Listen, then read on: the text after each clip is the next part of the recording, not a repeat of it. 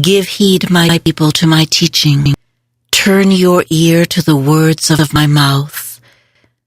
I will open my mouth in a parable and reveal hidden lessons of the past. The things we have heard and understood, the things our fathers have told us, these we will not hide from their children, but will tell them to the next generation. The glories of the Lord and his might, the marvelous deeds he has done, the witness he gave to Jacob, the law he established in Israel.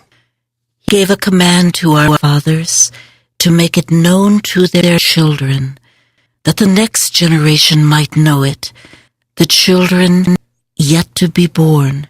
They too should arise and tell their sons that they too should set their hope in God and never forget God's deeds, but keep every one of his commands, so that they might not be like their fathers, a defiant and rebellious race, a race whose heart was fickle, whose spirit was unfaithful to God.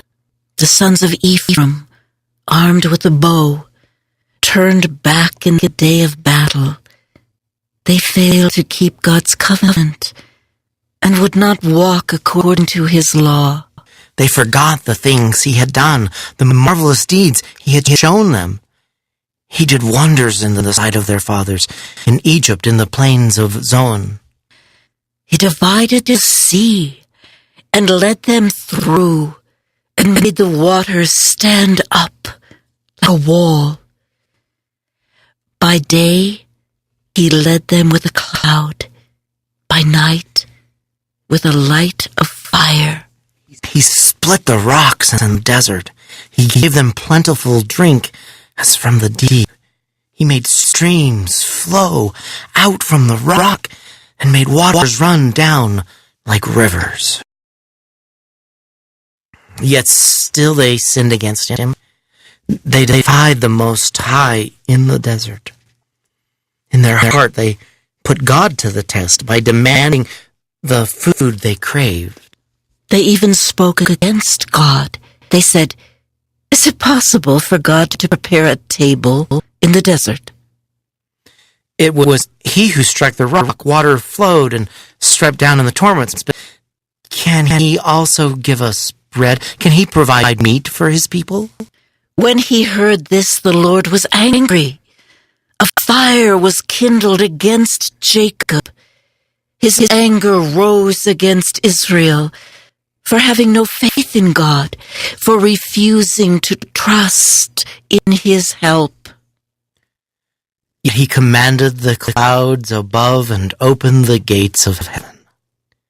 He rained down manna for their food and gave them bread from heaven. Mere men ate the bread of angels. He sent them an abundance of food. He made the east wind blow from heaven and roused the south wind by his might. He rained food on them like dust, winged fowl like the sands of the sea. He let it all fall in the midst of their camp and all around their tents. So they ate and had their fill, for he gave them all that they craved. But before they had sated their craving, while the food was still in their mouths, God's anger rose against them. He slew the strongest among them, struck down the flower of Israel. Despite this, they went on sinning. They had no faith in his wonders. So he ended their days like a breath, and their years in a sudden ruin. When he slew them, then they would seek him, return and seek him in earnest. They would remember that God was their rock, God the Most High, their Redeemer. But the words they spoke were mere flattery. They lied to him with their lips, for their hearts were not truly with him. They were not faithful to his covenant. Yet he who is full of compassion forgave their sin and spared them. So often he held back his anger when he might have stirred up his rage. He remembered they were only men, a breath that passes, never to return. Sir. How often they defied him in the wilderness and caused him pain in the desert. Yet again they put God to the test and grieved the Holy One of Israel. They did not remember his deeds, nor the day he saved them from the foe, when he worked his miracles in Egypt, his wonders in the plains of Zoan, when he turned their rivers into blood, made their streams impossible to drink. He sent dogflies against them to devour them, and swarms of frogs to molest them. He gave the crops to the grub, the fruit of the labor to the locust. He destroyed their vines with hail, their sycamore trees with frost. He gave up their cattle to plague, their flocks and herds to pestilence. He turned on them the heat of his anger, fury, rage, and havoc, a troop of destroying angels. He gave free course to his anger. He did not spare them from death, but gave their lives to the plague. He struck all the firstborn in Egypt, the finest flower in the dwellings of Ham. Then he brought forth his people like sheep. He guided his flock in the desert. He led them safely with nothing to fear, while the sea engulfed their foes. So he brought them to his holy land, to the mountain which his right hand had won. He drove out the nations before them, and divided the land for their heritage.